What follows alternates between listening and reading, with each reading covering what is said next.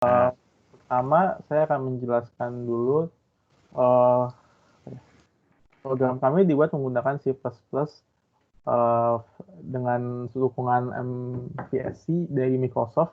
Jadi memungkinkan untuk koneksi ke SQL Server secara lebih mudah. Untuk penjelasan fitur, saya serahkan pada Juan. Fiturnya kita masukkan dulu username. Kita masukkan dulu username-nya.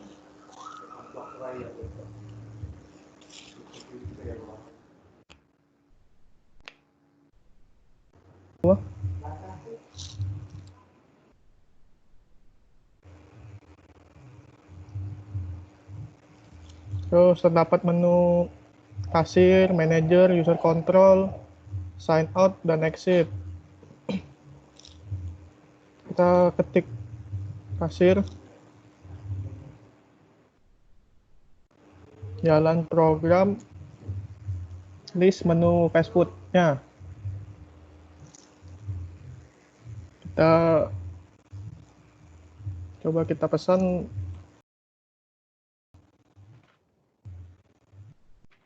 Oh ya, inputnya 2 kali ya, soalnya di soalnya itu minimal inputnya bisa 2 kali. Oh iya.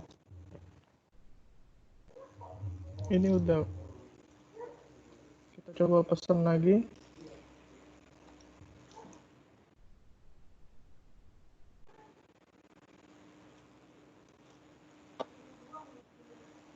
Muncul apakah Anda ingin menambah lagi. Jika tekan Y, maka masih berlanjut, dan jika N, program tidak berlanjut. Kita coba tekan Y untuk pesan lagi.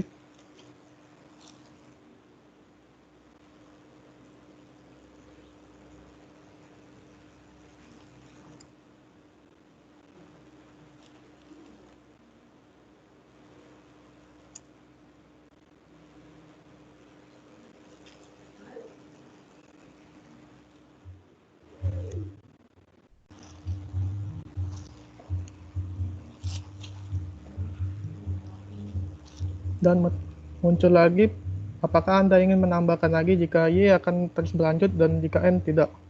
Kita tekan N.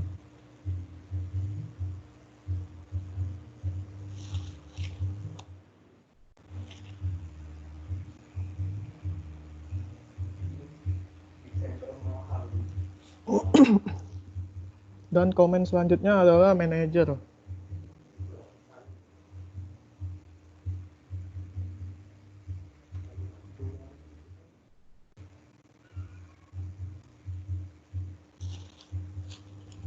Komen manager berisi fungsi seperti list history order dan export history order.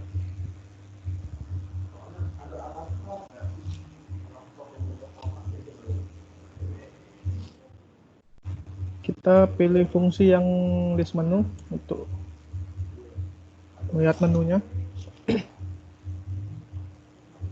Di sini juga terdapat keuntungan dari menu-menunya.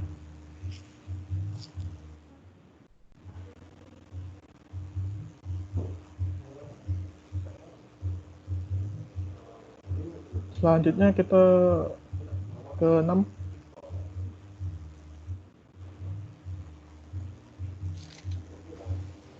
Oke. Sekarang saya akan menjelaskan tentang fungsi di CPP.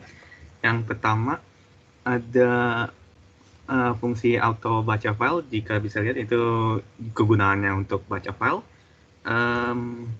Upstream yang kita pakai itu biasa. Ya, jika bisa lihat semuanya ini ya dalam fungsinya. Dan vektor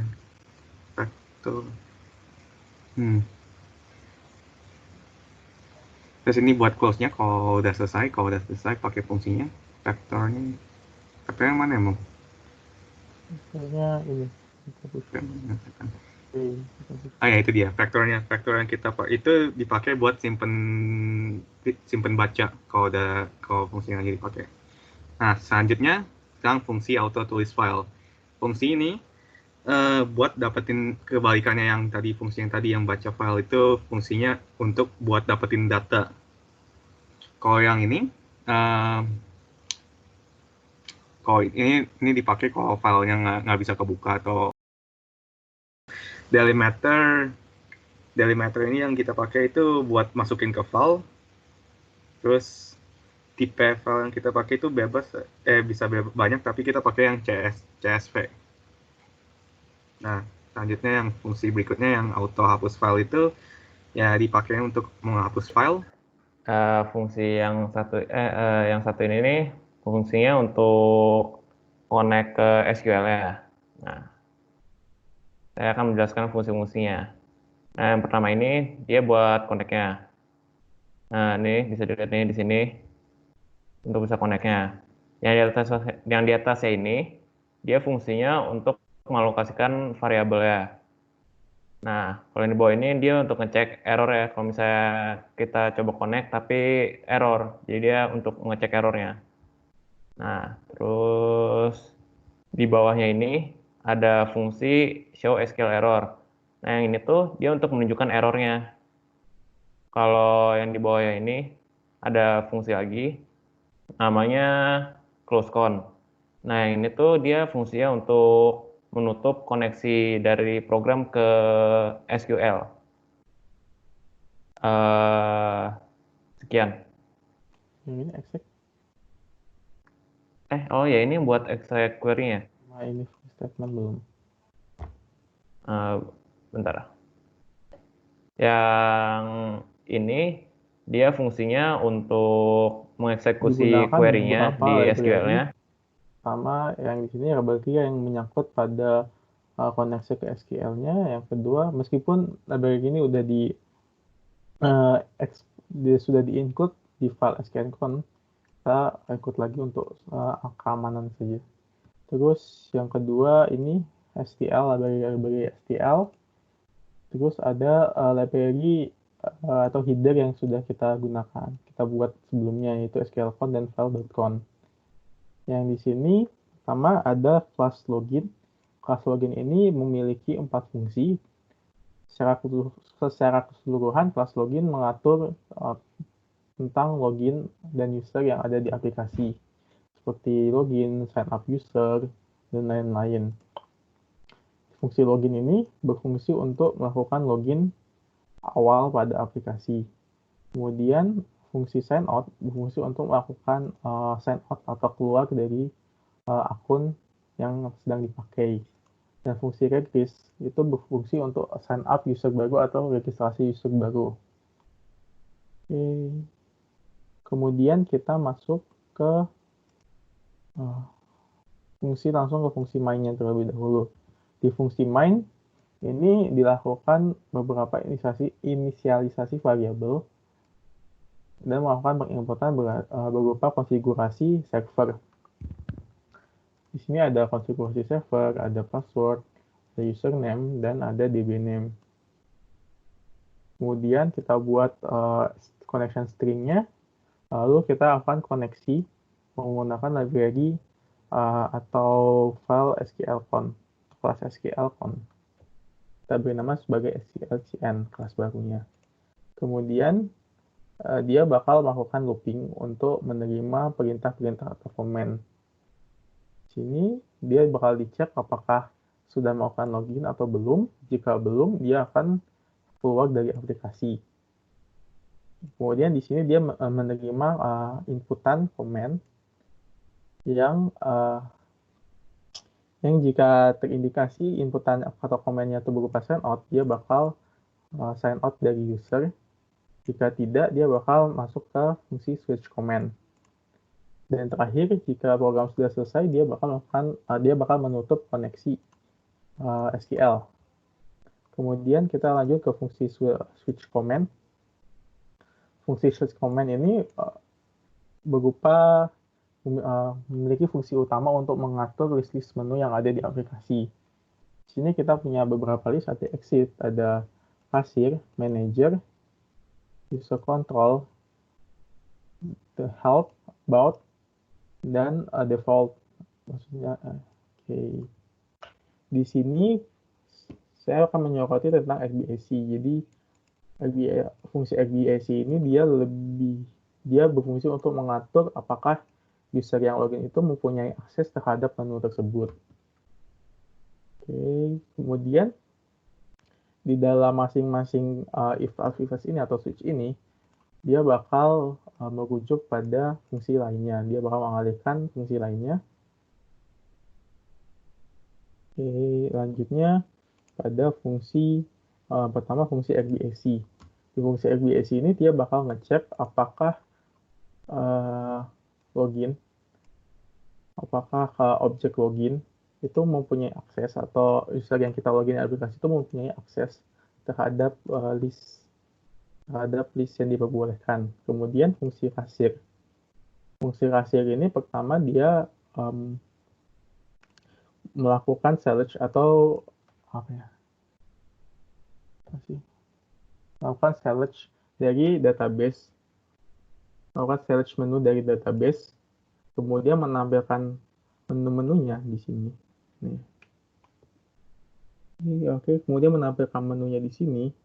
Namun sebelum menampilkan menu, dia bakal melakukan input ke dalam tabel order. Oke, kemudian dia menampilkan menu, melakukan input di program, lalu melakukan input lagi ke dalam database. Oke, jika terjadi ketidaksuksesan atau masalah saat input, dia akan langsung keluar dari fungsi. Jika semua input, termasuk input detail order dan input order itu sukses, dia bakal mengupdate table order pada kolom is valid, bakal diubah menjadi valid. Dari yang sebelumnya 0 menjadi is valid. Kemudian dia fungsi ini bakal mendapatkan list barang-barang yang sudah diorder dalam database. Dari database dia bakal men-select list barang apa aja yang diorder dengan ID sekian. Kemudian dia juga mendapat total harganya dengan ID sekian. Kemudian mencetak bill. Oke. Yang kedua ada fungsi user. Fungsi user ini seperti saya sebutkan sebelumnya berfungsi untuk menambahkan user. Fungsi ini bakal memanggil kelas-kelas yang ada pada kelas login. Terakhir ada fungsi manager. Fungsi manager ini memiliki opsi fungsi yang paling banyak, ada sekitar 7 sampai 8 opsi. Yang pertama adalah list story dan expose history. List story ini dia mengambil history order dari database, kemudian menampilkannya dalam program. Kalau switch export, bedanya hanya kalau switch list ini dia menampilkan, kalau switch export dia bakal melakukan export ke dalam file menggunakan library file.conf seperti yang ada di sini. Dia bakal pertama menghapus file dengan nama yang sama, kemudian menulis ulang. Ketiga ada tambah makanan, berfungsi untuk melakukan input makanan baru ke dalam database. Terus ada fungsi list menu makanan, berfungsi untuk melakukan list menu makanan yang ada dalam database, kemudian tampilkan dalam aplikasi. Kemudian ini ngelis jenis barang. Dan ada export. Oke, di sini ada export menu. Dia sama dengan list menu tampilannya, tapi tidak menampilkan database, hanya tidak menampilkan dalam aplikasi, tapi menyimpan ke dalam bentuk file. Ini hapus file dan tulis file. Oke. Kemudian terakhir ada fungsi